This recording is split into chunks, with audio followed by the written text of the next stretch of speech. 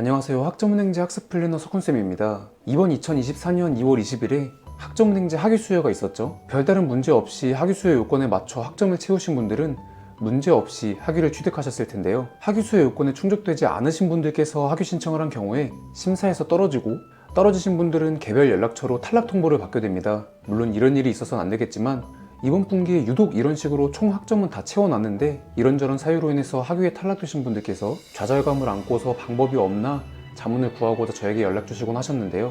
사실 이런 경우 별다른 방법이 없습니다. 그냥 부족한 학점에 대한 문제를 해결하고서 다음 분기인 6개월 뒤에 다시 한번 학위를 신청해 주셔야 됩니다. 그래서 오늘은 이런 사고들을 미연에 방지하고자 학위 신청 탈락 사유 대표적인 5가지 내용에 대해서 알려드리려 하고, 학점은행제를 시작하시기 전에 학위 신청을 목표로 하고 있으셨던 분들은 필히 끝까지 영상 시청하시길 바라겠습니다.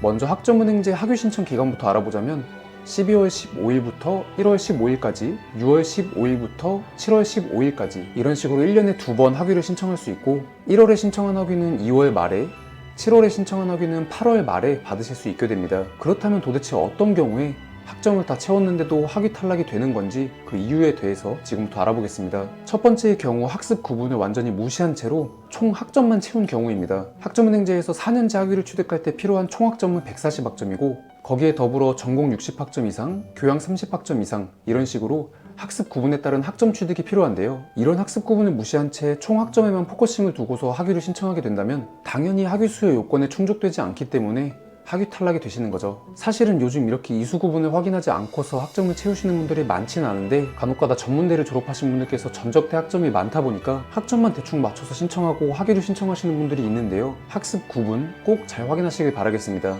두 번째는 전공 필수 학점에 대한 내용입니다. 어떤 전공으로 학위 과정을 진행하든지 간에 그 전공에 맞는 전공 필수가 있고 전공 선택이 존재하죠. 학점은행제에서는 전공 필수에 대한 부분을 과목수든 학점이든 꼭 채워주셔야 하는데요. 전공별로 전공 필수의 과목 개수나 학점에 대한 양이 다 다르기 때문에 취득하고자 하는 전공 학점에 대한 부분은 꼭 확인을 해주셔야 합니다. 여기서 전공 필수를 채우는 방법은 첫 번째로 전공 필수 과목에 대한 모든 과목을 수강을 한다거나, 두 번째로는 그 전공 필수 학점에 맞는 전공 자격증을 취득을 해서 학점으로 채우는 방법이 있는데요. 전공 학점으로 인정되는 자격증 취득 시에 전공 필수 학점으로 인정되기 때문에 전공 필수 과목을 수강하기 어려운 상황에 놓이신 분들께서는 이런 식으로 전공 자격증을 취득해서 전공 필수 학점을 대체하는 방법으로 준비해 보시는 것도 하나의 좋은 방법이 될 것 같습니다. 세 번째는 의무 18학점에 대한 내용입니다. 생각보다 의무 18학점에 대한 내용을 잘 모르셔서 네이버 지식인이라든지 카페에 글을 남겨주시는 분들도 많았는데요. 의무 18학점은 학점은행제로 학위를 취득하려면 최소한 의무적으로 18학점 이상의 강의는 수강을 해야지만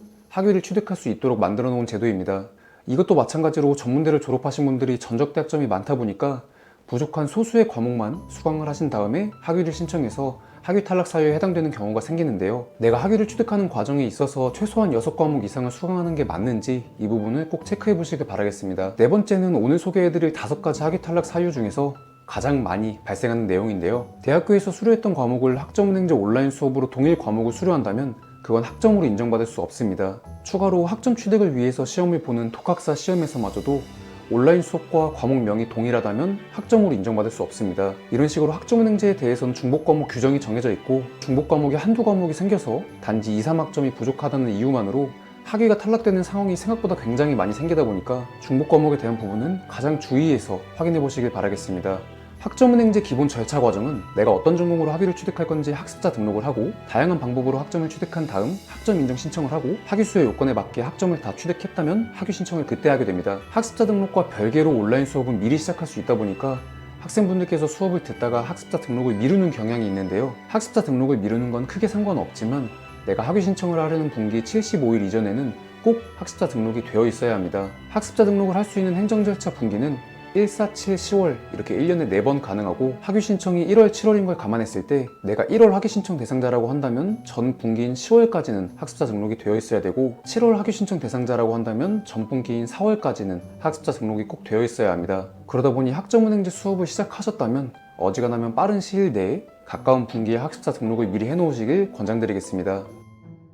이번 24년도 정기 학위 수요가 끝나면서 생각보다 많은 분들께서 학위가 탈락되셔서 저에게 연락을 주셔가지고 이렇게 영상으로 촬영하게 됐는데요. 최소한 오늘 말씀드린 5가지 내용에 대해서는 꼭 숙지하시고 과정을 진행하셨으면 좋겠고, 준비하시는 과정에서 상담이 필요하시거나 저에게 수업에 대한 안내가 필요하신 분들은 위에 나와 있는 카카오톡 아이디를 통해서 저에게 연락 남겨주시면 제가 직접 안내 도와드릴 수 있도록 하겠습니다. 감사합니다.